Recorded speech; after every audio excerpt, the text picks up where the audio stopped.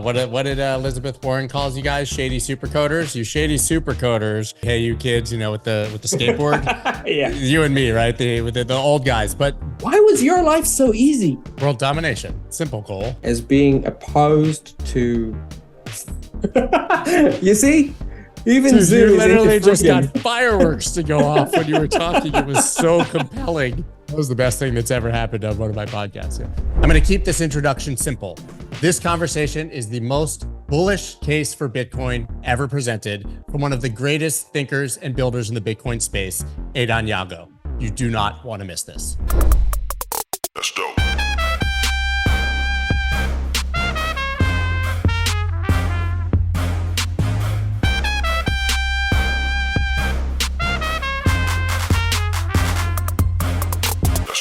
So Bitcoin was supposed to be digital gold and really boring. But now all of a sudden, you guys, what did Elizabeth Warren calls you guys? Shady supercoders? You shady supercoders are out here trying to build everything on the other chains on Bitcoin. Why? Well, why? First of all, because we can, and you know how builders are. But more importantly, because Bitcoin it's like the 900-pound gorilla. It's the Godzilla of crypto. It's the most secure. It's the only one that we can be sure is going to be here in 5 years and 10 years for our children and our grandchildren. And if you want to build something significant and real, you want to build on the one chain that is going to stick around. I call Bitcoin not software, not hardware, but something new, permaware, because it's permanent in a way that nothing else like it is. And not only that, it's the most secure, not just because of Bitcoin proof of work, but also because it's got really, really simple code, right? I mean, there's nobody in the world who understands how Ethereum works anymore. Its code has just become this massive, like, spaghetti pile that no single person understands. But Bitcoin, despite the fact that it's even older, because it's maintained simplicity, is well understood and can be grasped by any given individual. And so there's hundreds of individuals who fully understand Bitcoin. That's a very powerful advantage. And so for a lot of developers, and I'm seeing more and more developers now saying, wow, okay, it looks like the tools to build anything on Bitcoin are coming possible. It basically turns Ethereum into a testnet for Bitcoin. That's exactly how a lot of people are describing it now, as a test net for Bitcoin. But are there advantages to any of these other chains, or are they effectively just good places to experiment before you go build it on the granddaddy and build it on Bitcoin? I've been super impressed by what people have built on, let's say, Ethereum. Crypto investors in the United States face some major challenges. One of them is that there's almost no way to get exposure to the asset class inside of your traditional investment vehicles. The other thing is the taxes. They are absolutely atrocious. What if I told you there was a way to solve both of these problems? Well, there is, and it's with a self-directed IRA from iTrustCapital. Guys, not only can you open a new self-directed IRA and fund it with the limits each year, but you can actually convert over from your 401k, your Roth IRA, any other IRA that you already have, and you can do that tax-free, just transferring over the balance, and then you can go to cash, buy as much Bitcoin as you want, and not pay taxes when you sell it. You absolutely have to try this if you are in the United States.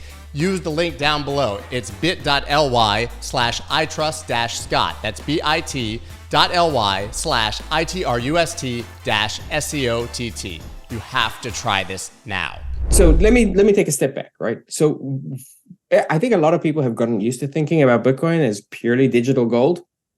And that's the only thing it will ever be. And sort of like boomer tech doesn't change. So what's changed, right? What's changed is that we now have a race between a bunch of different projects to build rollups on Bitcoin. And what these rollups can do is they can extend what Bitcoin is able to do. You can have basically infinite scalability. You can build any code. You could have Solana like speed on Bitcoin, low cost transactions, maybe too cheap to meter, and any kind of smart contract you want. And what makes this possible is actually technology that was built on Ethereum. So the whole paradigm of building rollups, the ability to take sort of a chain which doesn't have its own consensus, take all of those transactions, wrap them up or roll them up into a proof embed that proof into another chain, and then as a result, all of those transactions become transactions in that chain. That was something that was invented by Ethereum. And so I have a huge amount of respect for Ethereum. Another thing that was invented on Ethereum, for example, is DeFi, right? The ability to start transacting without going to FTX, without going to Celsius, without going to Voyager. That is really important. We just learned how important it is to maintain control and self-custody of your coins. So there's been a huge amount of innovation there. But at the same time, because Ethereum was trying to move fast and break things to get there as quickly as possible, what's happened is, they've introduced proof of stake, which is far less secure and sort of creates centralization. They've got massive spaghetti code. They're slower now than Solana and less secure than Bitcoin. They're sort of stuck in this middle world. And suddenly Bitcoin is able to absorb all of that technology. And it reminds me, back in the old days of Bitcoin, we always used to say any technology that can be useful to Bitcoin will be adopted by Bitcoin. Bitcoin is the apex predator, and it just looks like that was totally true. So when we say it's a test net, there's all these bad ideas that also get washed out, and the best ideas arrive and people run with them in the Bitcoin space. So ordinals obviously began this conversation to some degree, at least in this cycle, for maybe for the more mainstream audience. All of a sudden we got NFTs on Bitcoin, then BRC20 tokens. All of a sudden we got meme coins on Bitcoin, right? I'm always a proponent of seeing what can be built, seeing what happens. I love the experiment, not the opinion of a lot of people who are super passionate about Bitcoin, right? So there's sort of been this bipolarity in the Bitcoin community of those who think things should never change, the hey, you kids, get off my lawn boomer crowd, and then the young hip hop listening kids blasting music, driving past the house that boomer's very angry at, who are building everything and bringing all the things those boomers hate to Bitcoin. You're kind of the latter, I guess, a little bit. Although you were building on Bitcoin long before this. I'm one of the old guys of the latter. Yeah. Yeah, I was gonna say you're like the meme of Steve Buscemi. Hey, you kids, with the skateboard. Yeah. You and me, right? The old guys. But how do we deal with that sort of bipolarity, or do you think that the boomer crowd just gets marginalized because it's unstoppable? Oh, I mean, I don't call them maxis, right? I call them the Bitcoin nannies. They're like, no, you can't have tokens. I don't like tokens. No, you can't have rollups. No, you can't have NFTs. They want to point fingers at everyone and tell everyone that they're an attack on Bitcoin and a scam. And for a while, they had power in Bitcoin because basically Bitcoin was like 100, maybe 100 at most influencers who had podcasts, and every week you would listen to this Bitcoin podcast and they would be talking about exactly the same thing they were talking about with exactly the same guests that they spoke about last week: inflation and the Fed and stock to flow and all that stuff. And it's because that the developers, the builders, we didn't have the tools to go out and build on Bitcoin. So, I've been building on Bitcoin for a long time, and I was like, okay, I'm going to build whatever I can. But most people were like, okay, it's just too hard. Now that's changed. The Bitcoin nannies, they've been shown to be wrong. They've become boring. No one wants to listen to them anymore. There's way more exciting stuff happening. And really, their opinion doesn't matter because everything that's being built in Bitcoin right now is permissionless. We don't need a fork. We don't need to change the Bitcoin code. We figured out how to route around them. And it was to a great extent because of Taproot. Taproot opened the door to all of this stuff. And then Casey came in with ordinals and was like, hey, we can do NFTs. And then someone came in and was like, okay, we can do tokens. And now we're doing rollups. And I think people don't realize how big this is. Like a reboot of the entire crypto space, because we've had the crypto space now for close to 15 years. And the one thing that's been true is Bitcoin is big, but only does one thing. And then there's everything else, which is exciting and feature rich, but sort of there's a big battle between them. And now we've got this new situation, which is emerging this year, where Bitcoin is the biggest. And it gets to look at everything that's been built out there and just pick and choose the best stuff and bring it all over.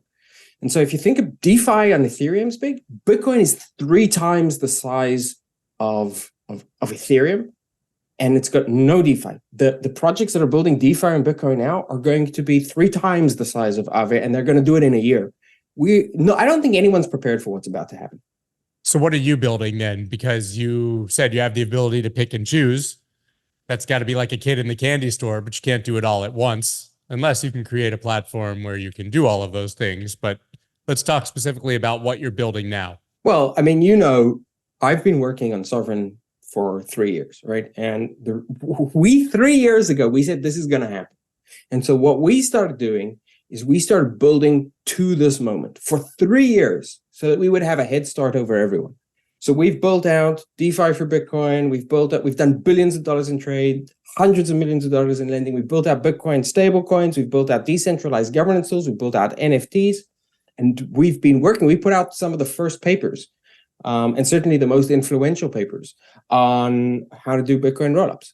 And so this is what we've been doing. We've been building towards this moment for 3 years, and we're going to introduce rollups. We've helped a bunch of other teams build up their own projects. We're going to create an ecosystem on Bitcoin. And for us, that's sort of like our current goal is to do that, is to bring rollups, to bring DeFi, to bring decentralization and way more like self-sovereignty to Bitcoiners.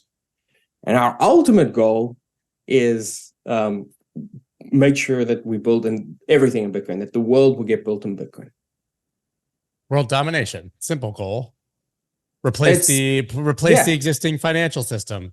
Simple goal. Exactly. But the thing is, that was the promise of Bitcoin from the beginning. Yeah. But as you've admitted, you couldn't really do that back then.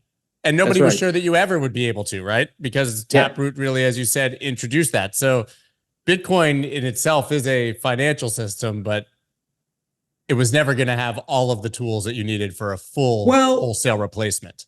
Well, there was something kind of ridiculous about it, right? I mean, people kept on talking about Bitcoin as money, as currency. But a currency needs an economy. Otherwise, where are people using this currency, right?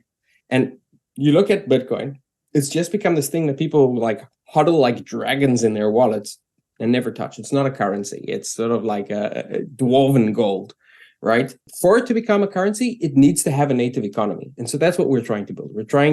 So actually the project that we call it Bitcoin OS. We're trying to turn Bitcoin into an operating system upon which we can build finance, upon which we can build governance, upon which we can build a new world, right? So Bitcoin moves from just being Bitcoin digital gold to Bitcoin OS, the operating system for the world. I think we've been having these conversations for 3 years as I'm thinking back about it. I'm not sure when we did our first podcast, but it had to be 2021 or late 2020. And you did believe in all of these ideas back then. But you also did, I think, still have a bit more of that maximalist mentality where Bitcoin itself could become a global reserve currency and could integrate into the greater financial system. Now it sounds like we're going for a full replacement, right? And maxis forever have been saying that basically the existing systems would come to Bitcoin. They wouldn't even need to be built. Like Bitcoin would just become the global reserve currency and things would become denominated in Bitcoin. Sounds like there's a shift sort of in that ethos. I don't think I ever believed that. Maybe you didn't. Yeah. I mean, I think I remember even being with you on like a call like this and saying, look, in 1937, the US confiscated everyone's gold, right? And they were able to do that because people held gold in banks. And so like they just sent a bunch of letters to the banks and they were like, hey, all that gold, you guys have it? Yoink, Fine. It's ours now. And here we are, like 2 weeks, it feels like forever, but I think it was like 2 or 3 weeks ago. I don't think it's even 3 weeks. We've launched an ETF. And so what are everyone doing? Everyone's going and taking their dollars and converting them into these IOUs for Bitcoin, which are held at financial institutions and banks. And all of that Bitcoin is potentially seizable. My view is that the people who are really empowered, that the people who are really sovereign and the real heroes of this sort of new world that we're building are the people who maintain control themselves, the people who use DeFi, the people who use their own wallets, the people who don't keep funds in banks and ETFs and exchanges. And they're safer. They end up doing better financially, and they're also doing better for the world. And so unless we build the opportunity to do that and to do that profitably with Bitcoin, Bitcoin never becomes what we want it to become. Do you view then the ETFs as a net positive or a net negative for Bitcoin? So I just spoke against the ETFs, but I think it's a net positive. I think it's a net positive because it raises awareness, it raises legitimacy, it gets more people involved, it increases the economic the value, which is the economic engine of all of this.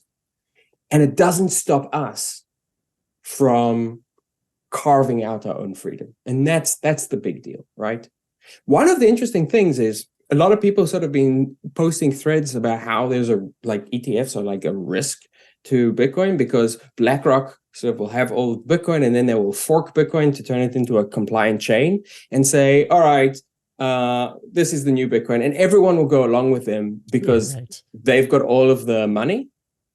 But rollups change that. The best defense that we have against that ever happening are rollups, because what happens with rollups is if we build out a whole bunch of economic value on these rollups, and these rollups point to Bitcoin, basically it moves all of that value away from just the token and into the integrations. And then BlackRock would not just have to fork Bitcoin, they would have to fork all of the rollups as well. And, good luck with that. That's definitely not going to happen. Way too decentralized. And so this is a massive boost to the decentralization of Bitcoin, and it basically makes Bitcoin unforkable. Maybe I'm naive, but I view it sort of from the marketing perspective as a huge sales funnel. And anything that gets more people in at the top of the funnel is eventually going to bring them down and narrow it down. And we're going to get more people who are self-sovereign, who find out about self-custody, decide to go down that rabbit hole, find the best solution for themselves. So yeah, let's say millions of people come in through the ETF. If hundreds of thousands of those eventually buy real Bitcoin and self-custody it, then the ETF has done its job, in my opinion. Yeah, I totally agree. I think of it as I sometimes refer to it as the ladder of sovereignty. You start out, you've got all your money in a bank, you're super unself-sovereign. And then you slowly figure out, okay, actually, maybe, I can buy some Bitcoin, but you keep it on Coinbase. And then you figure out how to hold it in your own wallet. And then you figure out how to put it to use. And then you figure out how to use Bitcoin-backed stablecoins and how to borrow against your Bitcoin so you can actually spend the money without ever selling the Bitcoin. And you slowly, and then you end up like me, some kind of crazy mountain guy who's growing his own food and has solar panels and sort of, and then, all right, like, I'm 90% off grid, but that you don't have to go all the way, right? You can just basically hold your own Bitcoin, and you're 90% of the way there. And so I think we are in a process which is going to take a long time. It's basically a generation where we're changing the way people think. We're reintroducing the idea of self-sufficiency. We're reintroducing the idea of responsibility for your own life. And we have to do this now because the governments are broke, right? Their debt to GDP ratio is insane. They're not going to be able to pay off their debts. Everyone who thinks he's got a retirement account is going to find that it's not worth anything or that it gets confiscated.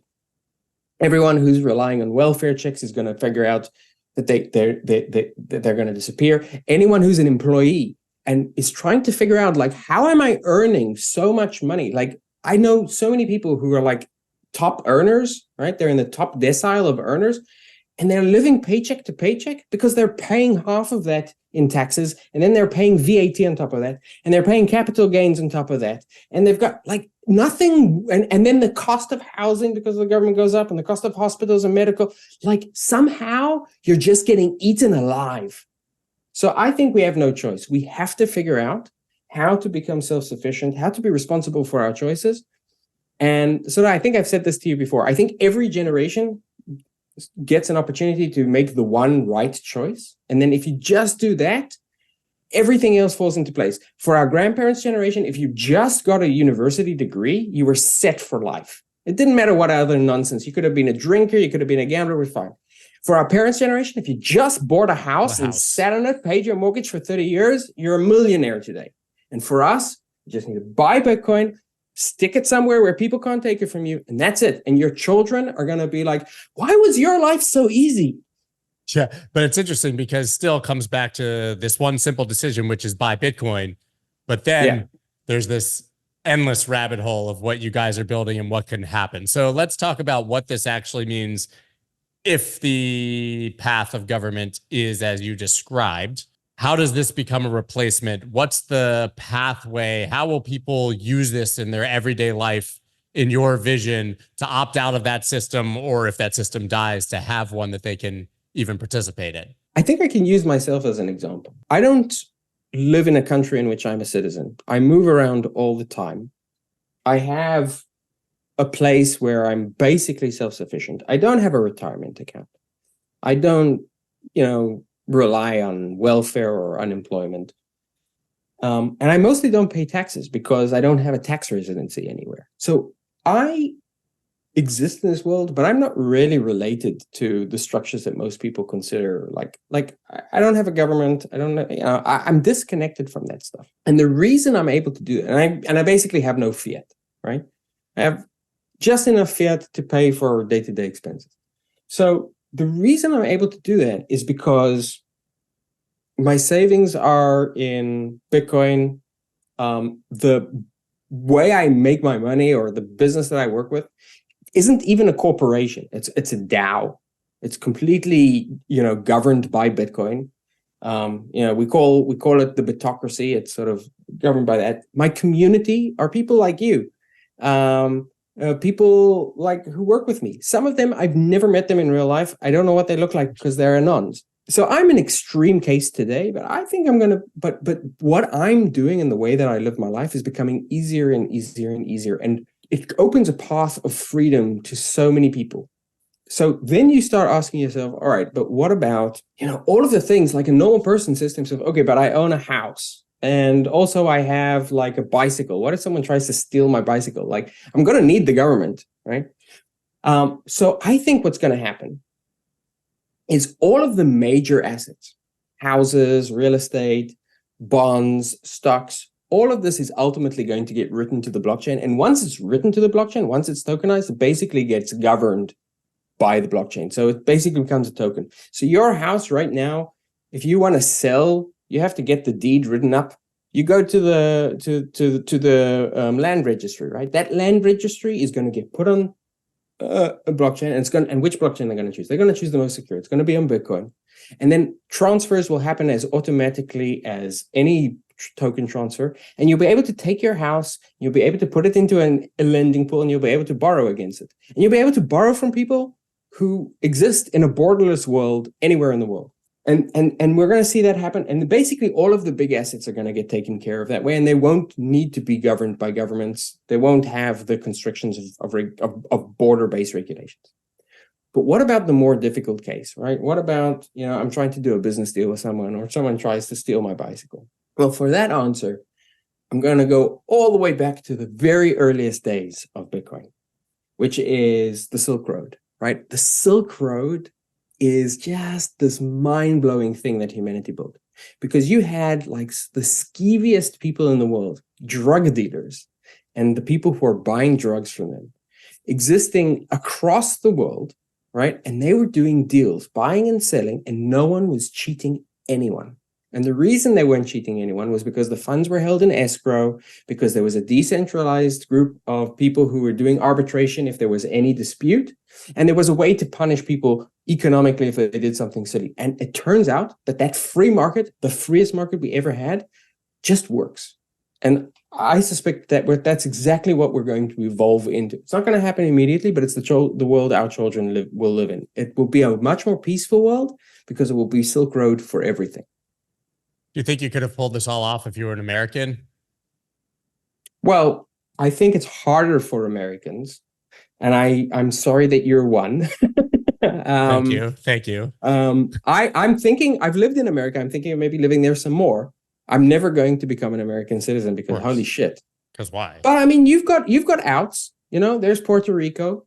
There's the ability to take your money and put them in an offshore company or an offshore trust, and there's Bitcoin. You hold Bitcoin, it doesn't exist anywhere. So, I mean, like for day-to-day things, you're kind of stuck. But for what your children will inherit from you, for your rainy day fund, for your World War III security sort of satchel, you don't rely on anyone. Of course. Let's take the logic of what you're building and all of this a bit further, because you still do need some sort of bank account or some way to convert to fiat so that you can go to the store and you can buy those groceries if you're not self-sufficient. For someone who's gone 25% of the way, but isn't fully self-sufficient, but they believe in this and the government collapses, but you still need to go to the grocery store and buy bread, right? How do you then get to fiat? What if they've banned your Coinbase account and there's no way to convert, right? So, I mean, there's obviously huge roadblocks here still.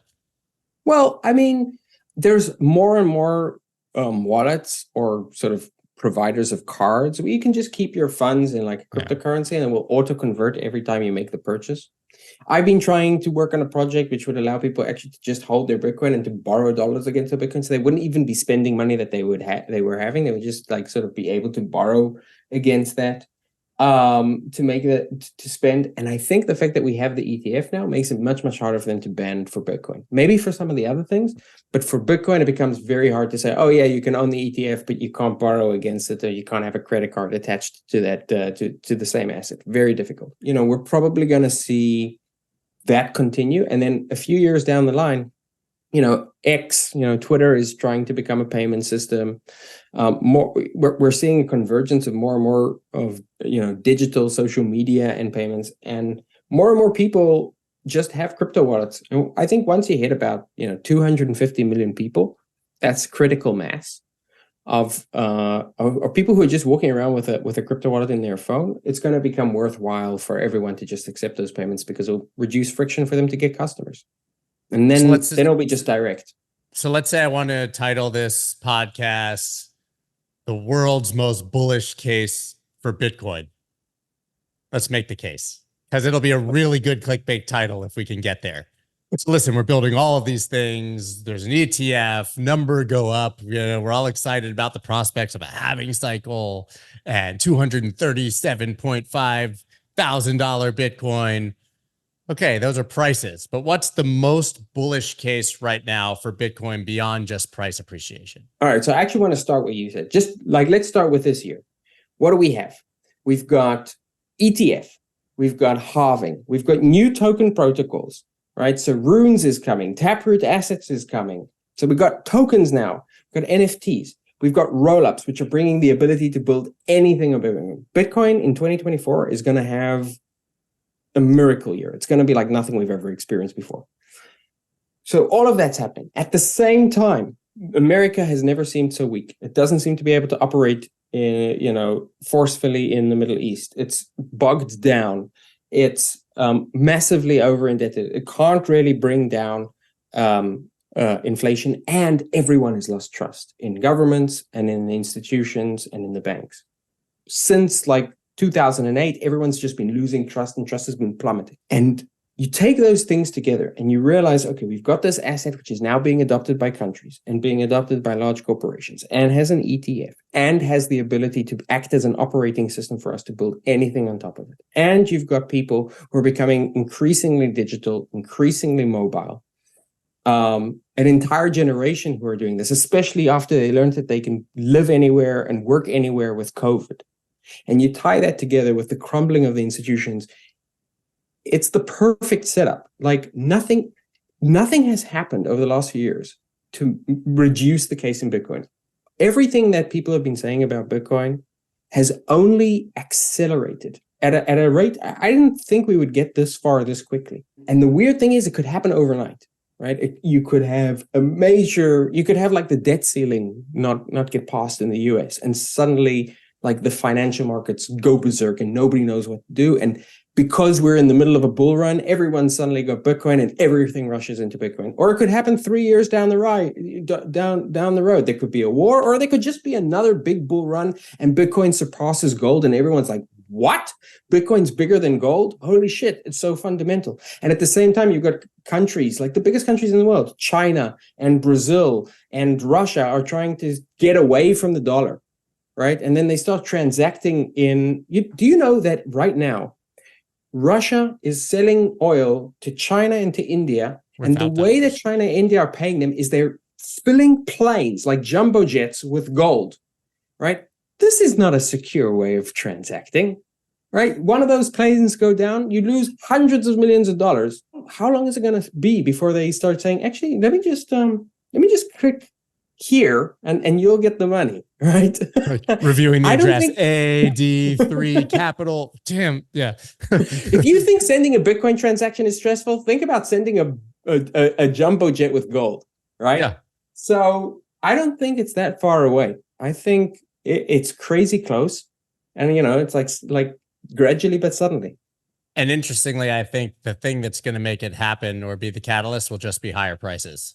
Yeah, I mean, ultimately, yeah, that's the marketing tool. As much as I hate to say that, the thing that's going to make people pay attention, the thing that put it on the CNBC and the Fox tickers and got podcasters talking about it and got Bitcoiners on TV was simply that price went up and people started paying attention. Yeah, but think about what's going to happen now in this cycle, right? Everything that we've seen before, right? Like it's been Bitcoin. Okay, cool. Bitcoin price goes up, but there's all of these shiny tokens. There's all of these shiny DAOs. There's all of these shiny gaming projects and DeFi projects. And now you're going to have that happen on Bitcoin. Like the marketing for Bitcoin is going to be crazy. The opportunity for upside for people who figure this sort of new narrative out quickly and early is going to be massive. This is a sea change. Bitcoin is going to be doing two things at once. It's going to be absorbing the altcoin world and it's going to be absorbing the TradFi world, like together. That's crazy. You talked about gaming. We know that there's all these narratives outside of just ordinals and BRC20 tokens, right? We've had the cycles in other ecosystems, DeFi Center and Metaverse Fall and whatever. Can Bitcoin or things being built on side chains be fast enough for a AAA game, for example? Yeah. And the reason is you can sort of modulate with a side chain how frequently you publish not a side chain, sorry, how frequently you publish to Bitcoin your proofs. And so you can modulate, so you can say, I'm going to be slightly less, I'm running Tetris. I don't need to be, Fort Knox secure, right? But I want to be basically free to use. You can do that. And that's sort of like the trade-off that Solana's made, right? Solana has said, look, we've got, fewer nodes and they're big and hefty and almost no one can use them, but we're really fast and really cheap. Now, imagine you could do that, but you can do it as part of a bigger ecosystem, totally interoperable, no need for bridges. Like the whole thing is just one system.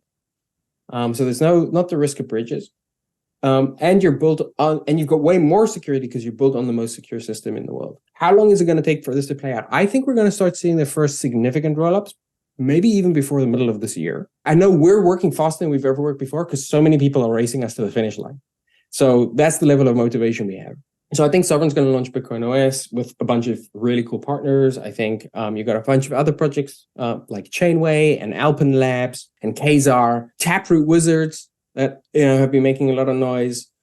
So there's a lot of projects working on this. And I think we start getting sort of like that ability to have like really cheap modularity probably by the end of the year or middle of next year. So this is going to happen really fast.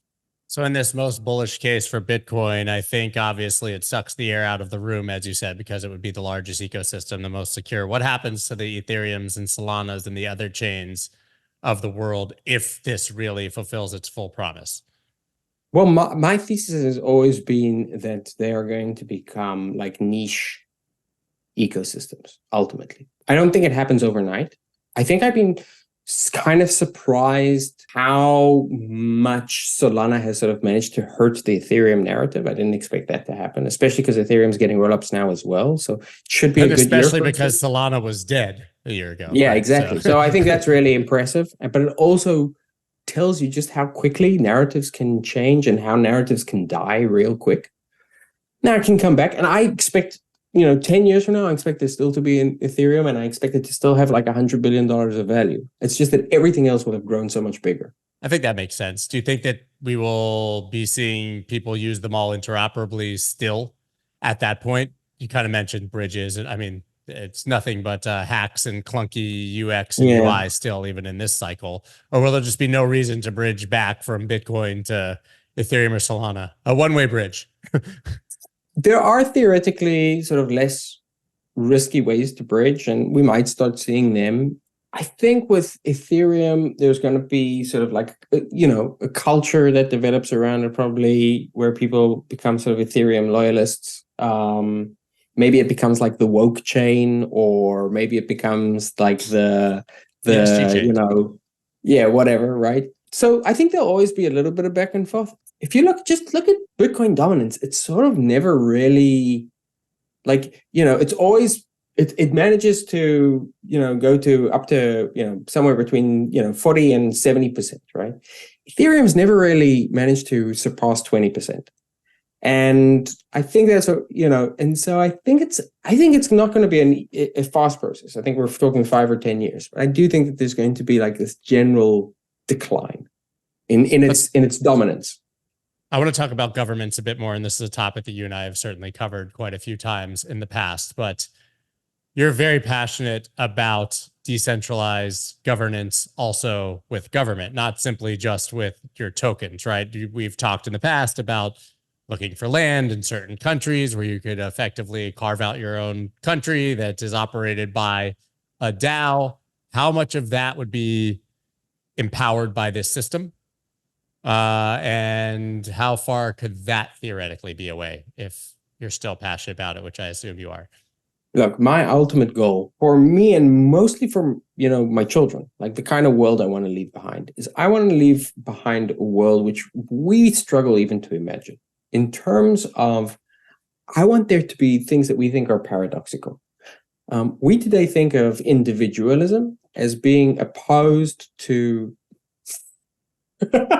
You see, even dude, you literally just got fireworks to go off when you were talking. It was so compelling.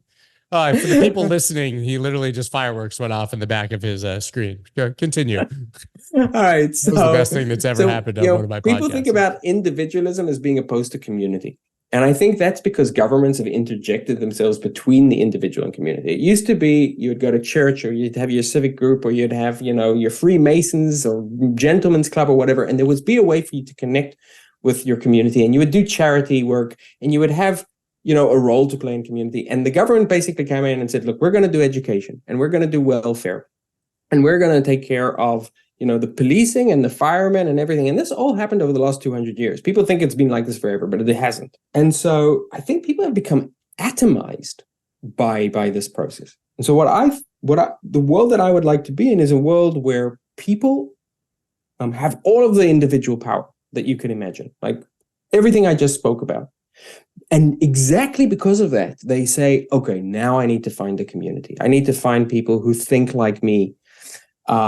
And I need to have my shared values, and I don't want to wake up every day and doom scroll Twitter and feel like the world is just full of assholes who want to shout at each other. I want to be able to meet people in real life, and have shared values with them, and raise kids with them, and I think the way we do that is we create these opt-in societies, and I'm convinced it's going to happen. Governments are broke. All of the money is being sucked into Bitcoin. And what's going to happen? And I've been looking for these opportunities, and we're starting to see some of them emerge. Like in Honduras, there's Prospera, right? Prospera. So it's basically a free city, right? Poor country basically said, here's some land. Try to build freedom. And if you go to Prospera today, you can get medical treatments you can't get anywhere else. I'll give you an example. You know how you have to brush your teeth?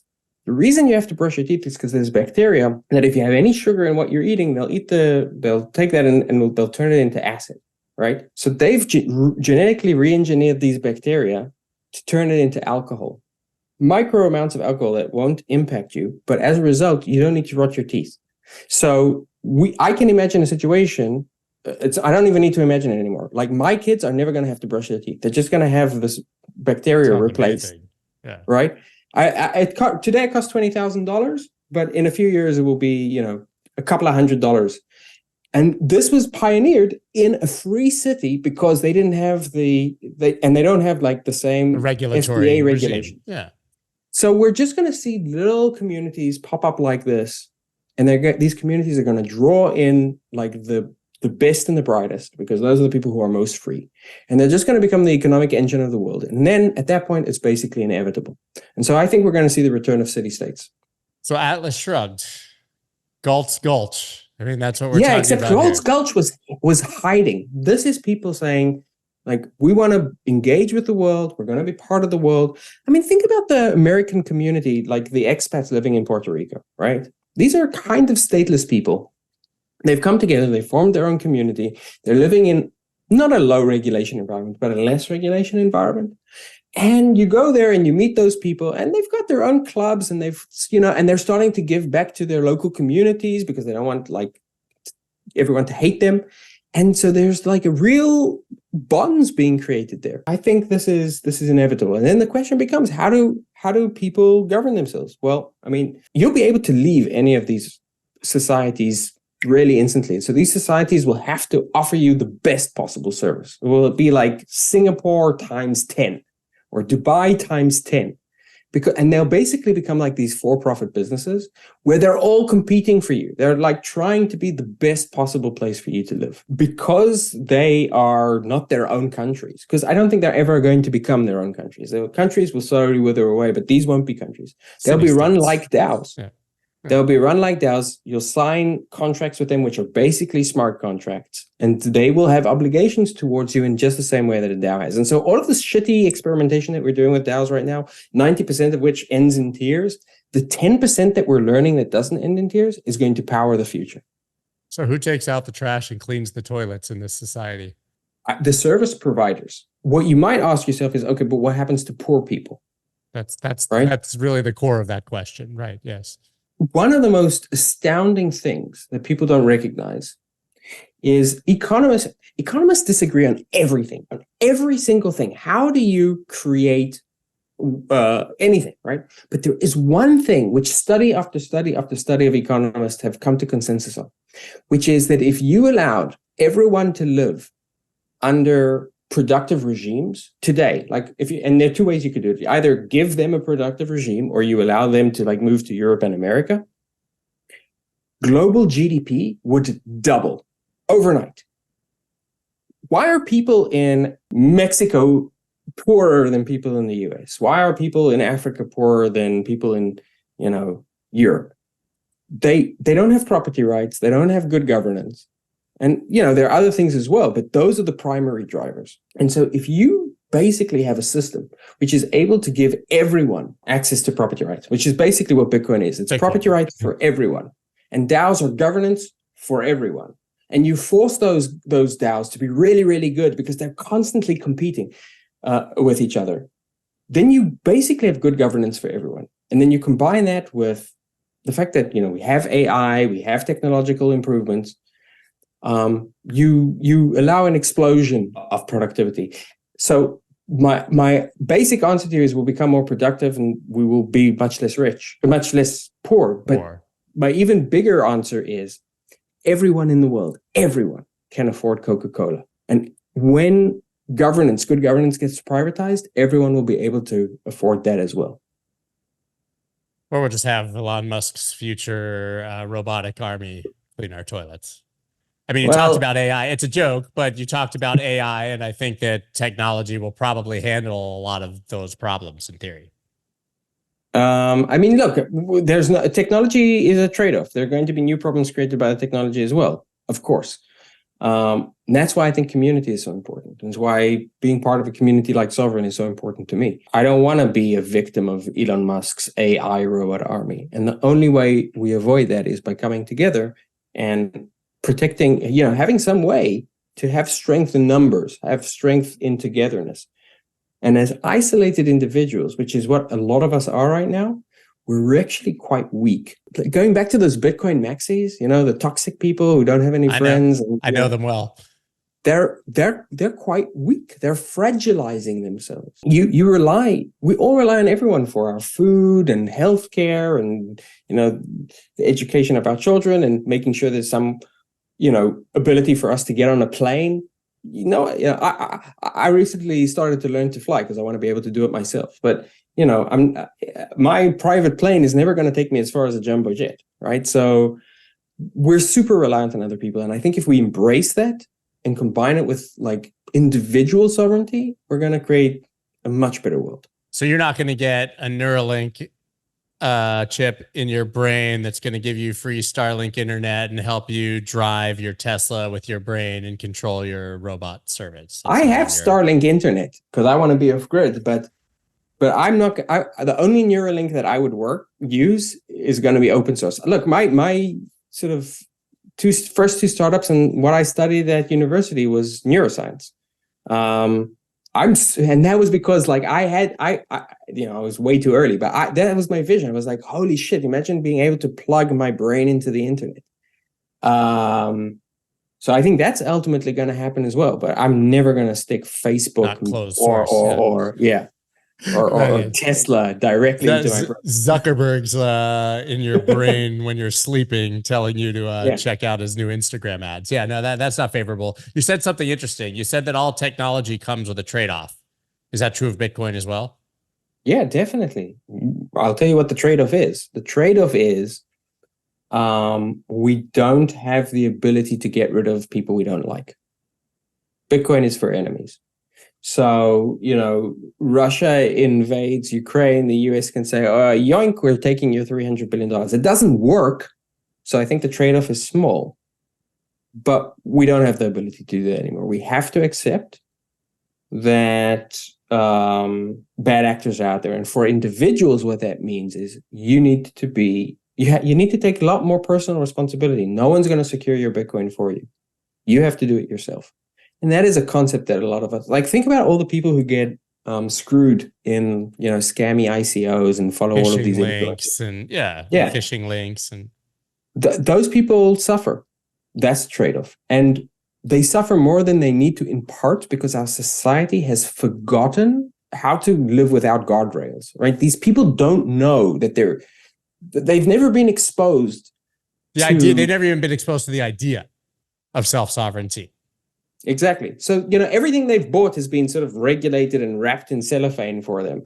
And now they're finally exposed to an actual free market and they're getting fucked. And that is really sad.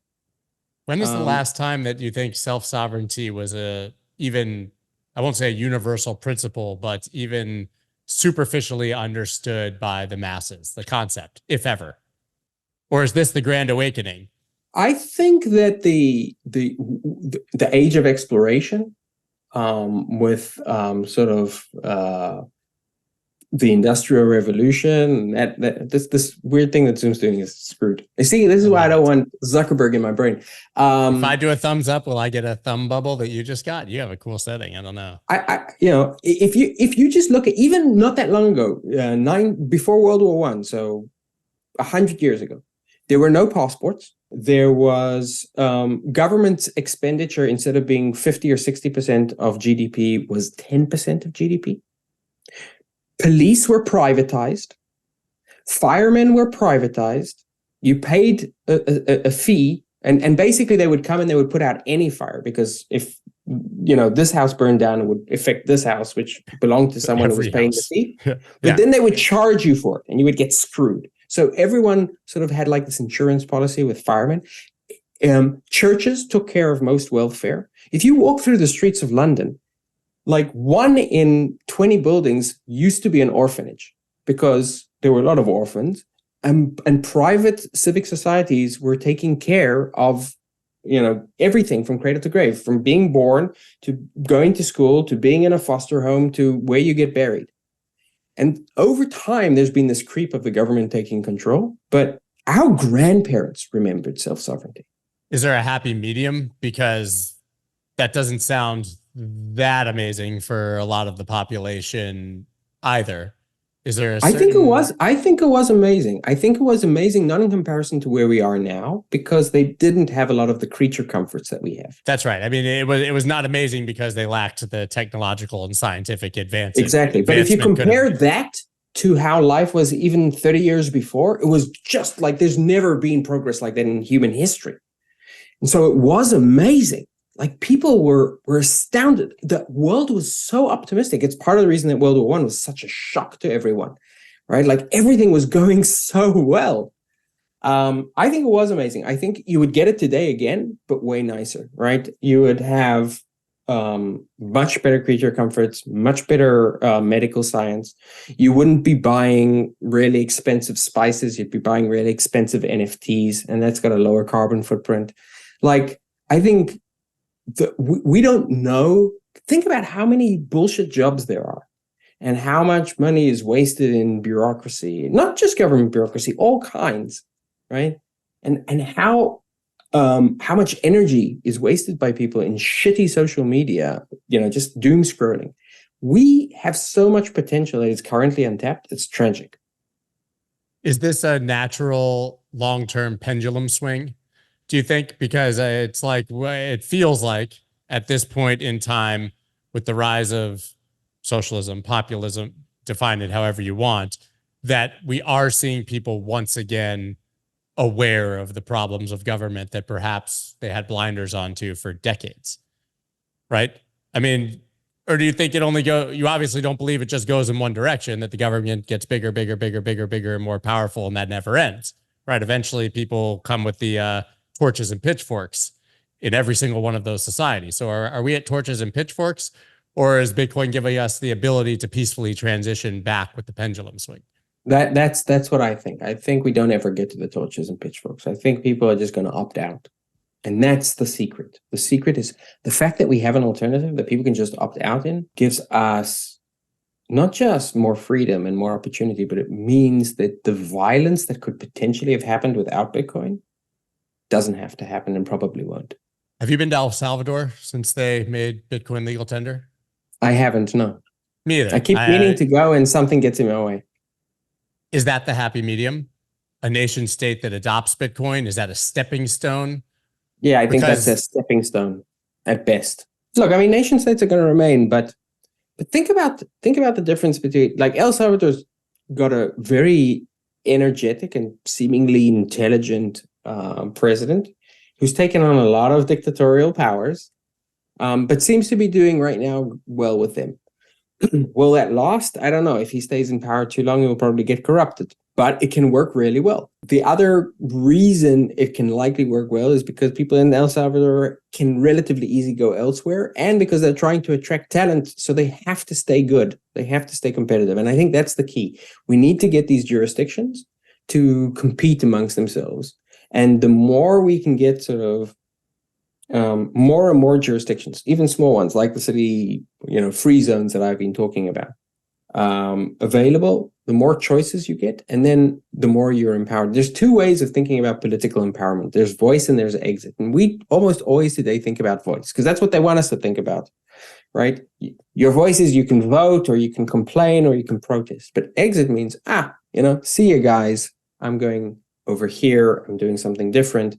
And it's much more powerful because they can't stop it and it's definitive. It's interesting because I'm remembering that Bitcoin 2021 at Mana Winwood, which was a massive shit show because twice as many people as could fit showed up, was when they made that El Salvador announcement.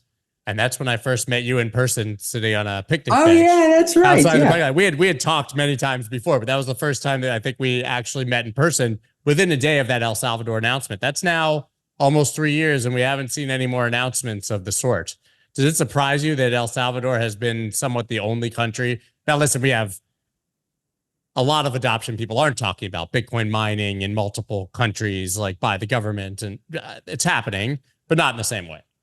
It doesn't surprise me at all. I was surprised that El Salvador happened. Yeah. I think it was a canary in the coal mine. It was sort of like a sign of things to come, but it was too early. And El Salvador could do it because El Salvador had a very unique set of circumstances. They use the dollar. That's the answer. Yeah. Nobody can attack their currency. Yeah. Yeah. So I think we will see it. I think the ETF brings it a lot closer. And I wouldn't be surprised this time around to see a couple of governments, not saying they're going to a Bitcoin standard, but saying they're adding it to their treasury reserves.